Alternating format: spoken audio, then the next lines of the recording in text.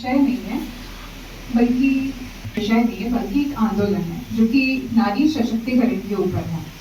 अगर देखा जाए हमारे भारतवर्ष में पुरानी प्रथा एवं एकदम पुरानी कथाओं एवं उपन्यास में भी देवी जहाँ पे महिला को पूजा गया है वहाँ पे अधिकतर घर में महिला को सिर्फ देवी के रूप में ही सजाजित किया गया है, जबकि उनके सम्मान उनके अधिकार के बारे में ना कभी किसी ने उतना सोचा और ना ही कभी किसी ने उतना ध्यान दिया।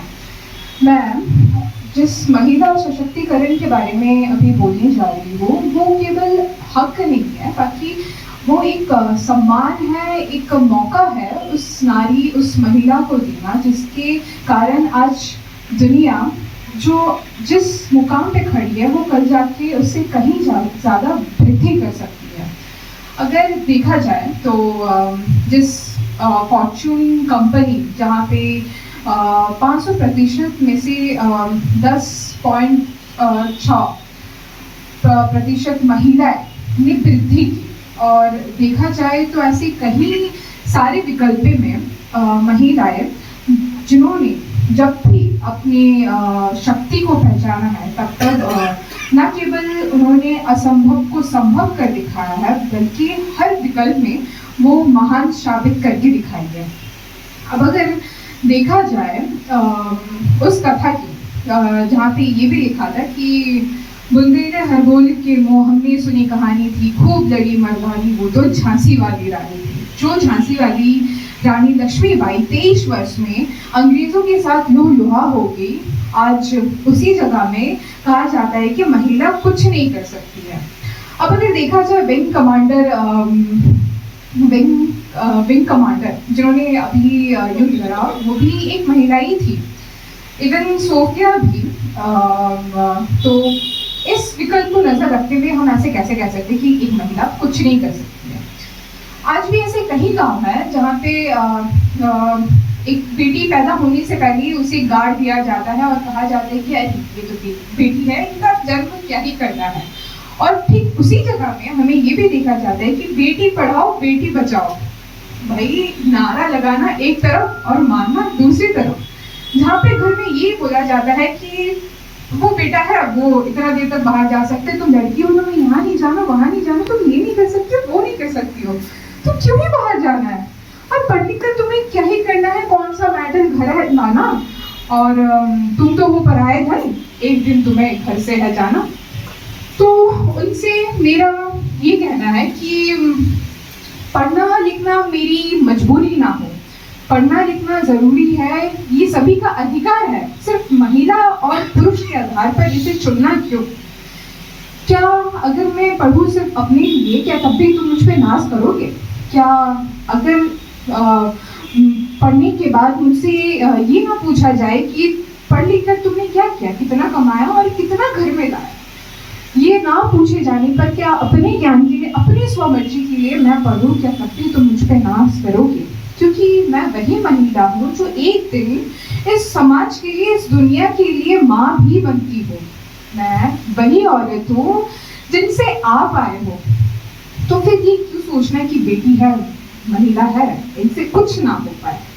आज भी समाज जहाँ पे पहुंची है कि तुम बेटी हो तुम ये पहन सकती हो तुम वो कर सकती हो, उसी समाज में ये भी देखा जाता है कि अरे तुमने छोटे बाजू पहन के कैसे निकल गए, तुमसे कुछ नहीं होगा, तुम इस नजर में दुनिया क्या कहेंगी, समाज क्या कहेंगी। फुल स्लीव्स पहनो, फुल बाजू आगे पहनो, ताकि दुनिया और लोग तुम्हें देखने से पहले ये कहे कि नहीं ये तो संस्कारी है और वो एक गुजरी है। क्यों उसके चरित्र उसके वस्त्र से हम जज कर बैठते हैं। तो मुझे बस ये नहीं कहना कि महिलाओं को अधिकार दो, महिलाओं को सुसज्जित करो, मुझे बस ये कहना है महिलाओं को उतना ही मौका दो जितना पुरुष को दिया जाता है, उनको उनके कर्मों से परखो, ना कि उनको उनके महिला होने से परखो।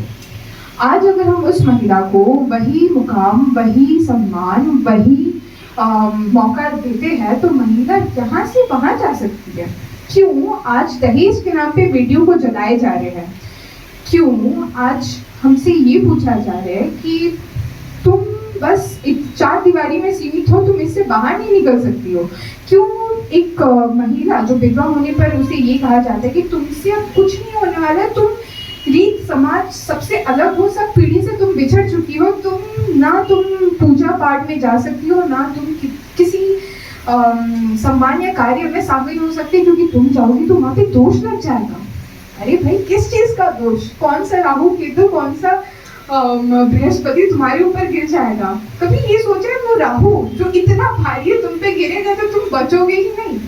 तो फिर क्यों बोलना ये, क्यों कहना कि तुम दोष हो, तुम लड़की हो, तुम दोष हो? और क्यों उसी जगह में हम लक्ष्मी को पूछते हैं, क्यों उसी जगह में हम दुर्गा माता को पूछते हैं? क्यों इतना धूमधाम से हम मनाते हैं कि आज दुर्गा पूजा है, नए कपड़े खरीदेंगे, माँ आई है, लक्ष्मी पूजा है, घर में धन आना है। जब घर की लक्ष्मी को ऐसे व्यवहार किया जाए कि तुम घर की लक्ष्मी की जगह तुम नारी हो भाई, तुम्हारा घर स्थान बस वो किचन में है, तुम वहीं पे खाना बनाओ, वहीं पे रहो, और ज्यादा समय वहीं पे रहने पर जब तुम्हारे हाथों से उसकी खुशबू है, अरे हमेशा वही घर में वही खाना बनाना, वही मसालों की बूंद, यार तुम दूर रहो मुझसे। और क्यों उन्हें ये कहा जाए कि तुम नारी हो, तुमसे कुछ ना हो पाए, तुम्हारा काम धाम बस पोछा लगाना, झाड़ू लगाना, खाना बनाना, ये बनाना। अरे भाई, वही लड़की एक दिन बेटी थी, एक दिन बहन है, एक दिन दोस्त है, एक दिन आपकी माँ है, एक दिन जाके दादी बनेगी, फिर मौसी बनेगी, फिर चाची बनेगी, फिर नानी बनेगी, और लास्ट में जाके रसबी। पर वो लड़की आज तक कभी भी खुद की नहीं बनी। तो क्या यहीं तक समाज सीमित है? मेरे सवाल तो कई है और कई सारे उनके जवाब भी, और आपके कहने के हिसाब से हाँ, आज दुनिया बदल रही है, जहाँ पे ये लोन भी लागू है कि तुम महिला के नाम पे लोन लो और तुम्हें इतना कम इंटरेस्ट मिलेगा। तो जहाँ पे दुनिया कोशिश कर रही है कि हम नारी को बढ़ाया जाए, तो वहाँ पे क्यों अपने मन में ये सवाल रखना कि तुम लड़की हो, तुमसे कुछ ना हो पाए? हर एक सिक्के के दो पहलू होते हैं। जहाँ पे नारी को सशक्ति के लिए आगे धकेले जाते हैं, तो कहीं वही नारी उस सशक्ति को फायदा भी उठाते हैं। दुनिया, समाज, सब कुछ उस रूल्स एंड रेगुलेशन को लेके ये फायदा उठाते हैं कि भाई हम नारी है, तुम मुझे छू नहीं सकते, तुम्हारे नाम पे ये आरोप कर देंगे, वो लगा देंगे, तुम जेल चली जाओगे, तुम्हारा सम्मान चला जाएगा क्योंकि हम नारी है।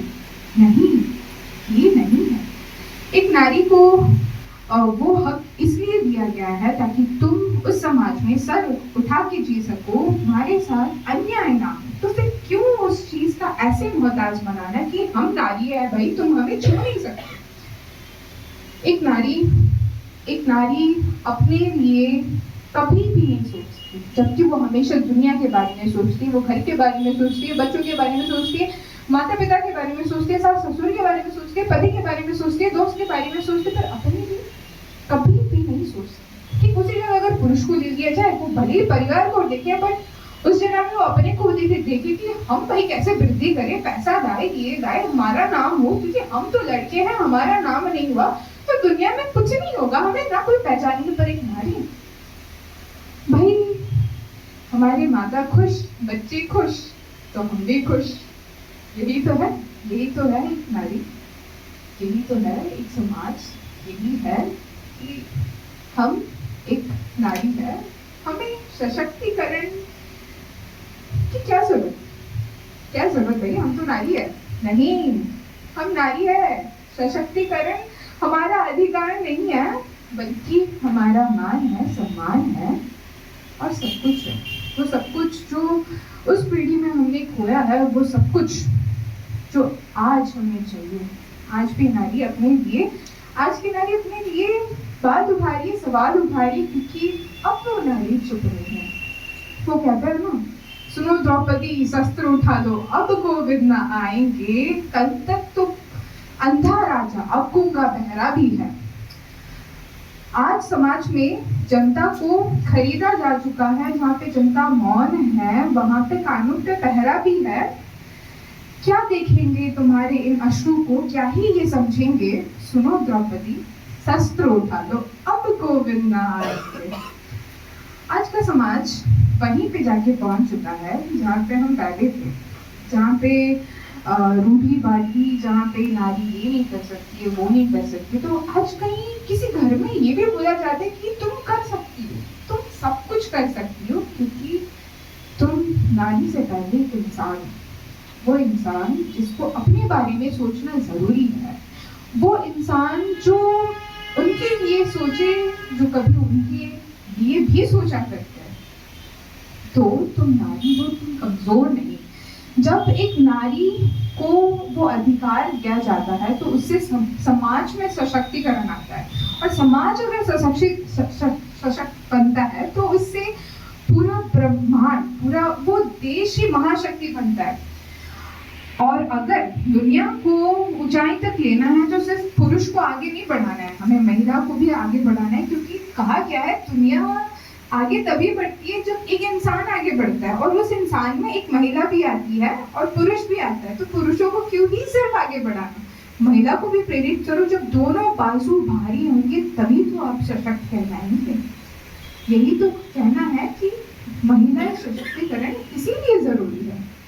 और अगर देखा जाए तो जो पुरुष ये कहते हैं कि महिला कमजोर होते हैं क्योंकि अगर उन्हें मौका दिया जाए कि वो जाके नौकरी करे तो उसमें से एक महीने में 7 दिन उनका छुट्टी लेना होता है पीरियड्स के लिए, और कुछ दिन उनका बुखार रहता है, तो इससे कैसे चलेगी वो नौकरी, कैसे चलेगी।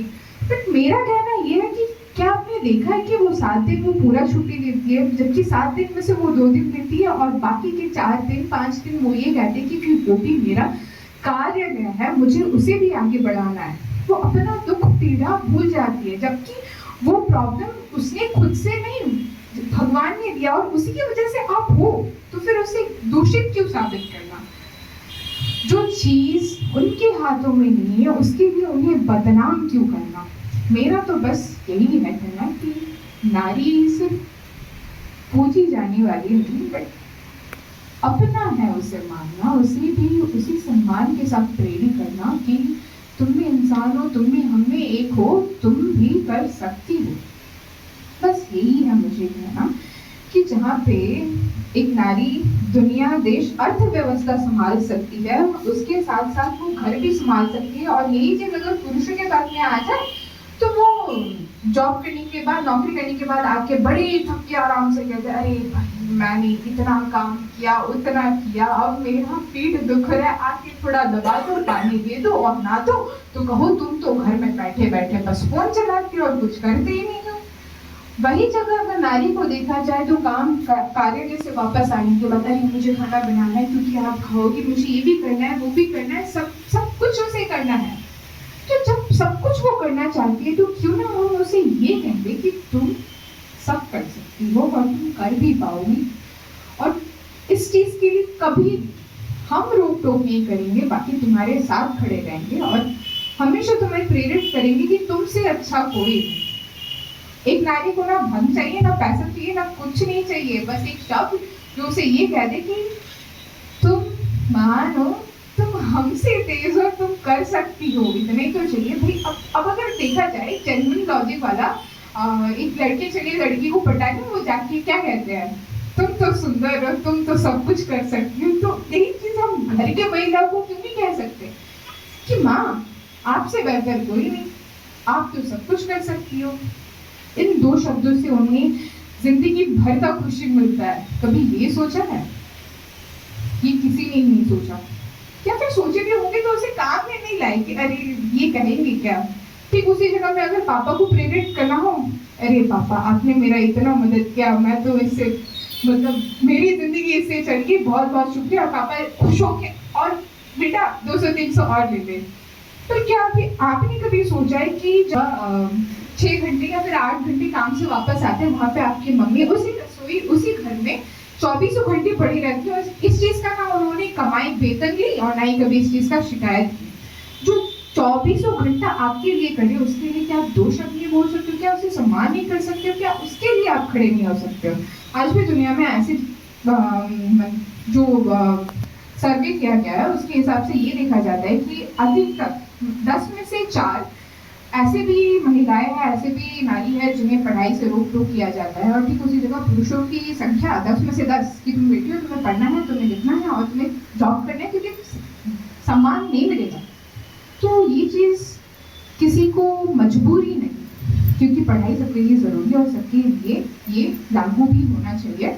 और रही बात डिजिटल युग की, तो उसे डिजिटल युग में पुरुषों के पास, हर किसी के पास फ़ोन होता है, और उसी जगह में महिलाओं के पास 3 में से 1 या फिर 5 में से 2 ऐसे होते हैं, क्योंकि उन्हें ये कहा जाता है कि तुम महिला हो, तुम्हें घर में रहना है, कौन सा तुम फ़ोन लेके क्या ही उखाड़ लोगी। तो ऐसे नहीं होना चाहिए। मेरा अंततः मैं बस यही कहूँगी कि सम्मान और मौका, क्योंकि नारी मौका परस नहीं है, ये आपकी जिम्मेदारी है कि आप उन्हें सम्मान दें, उन्हें उस काबिल समझें और उन्हें उतना ही मौका इज्जत से सम्मानित करें, क्योंकि नारी ज़रूरी है और इसी परिवर्तन से दुनिया भी बढ़ेगी। धन्यवाद।